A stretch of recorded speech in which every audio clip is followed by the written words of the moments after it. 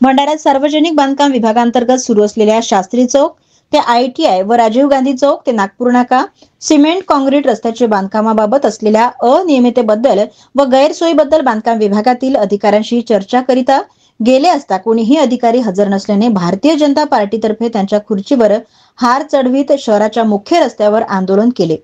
भंडारा शहरामध्ये मागील 1 ते 2 वर्षापासून सुरू असलेले शास्त्री चौक ते ITI व राजीव गांधी चौक ते नागपूर नाका या रस्त्याचे काम सध्याच्या स्थितीमध्ये सुद्धा अपूर्ण आहे। अपूर्ण कामामुळे शाळकरी विद्यार्थी व नागरिकांना त्याचा मोठा फटका बसत असल्याने रस्त्याच्या मधोमध असलेले विद्युत खांब स्थलांतरित न करता रस्त्याचे बांधकाम करण्यात आलेले असल्याने रस्त्याच्या एका बाजूला सुरू असलेली वाहतूक जास्त होऊन अपघाताच्या प्रमाणामध्ये वाढ झाल्याचे चित्र पाहायला मिळत आहे। तसेच पावसाळा सुरू झाल्याने रस्त्यावर मोठ्या प्रमाणामध्ये पाणी जमा होत असल्याने नागरिकांना वाहतुकीस अडचणीचा सामनाही करावा लागत आहे। भाजपातर्फे आंदोलन करण्यात आले असून रस्त्याचे काम लवकरात लवकर करण्यात यावे अन्यथा मोठा आंदोलन करण्यात येईल असा इशारा भाजपातर्फे देण्यात आला आहे। तर यावेळी पदाधिकारी व कार्यकर्ते मोठ्या संख्येने उपस्थित होते।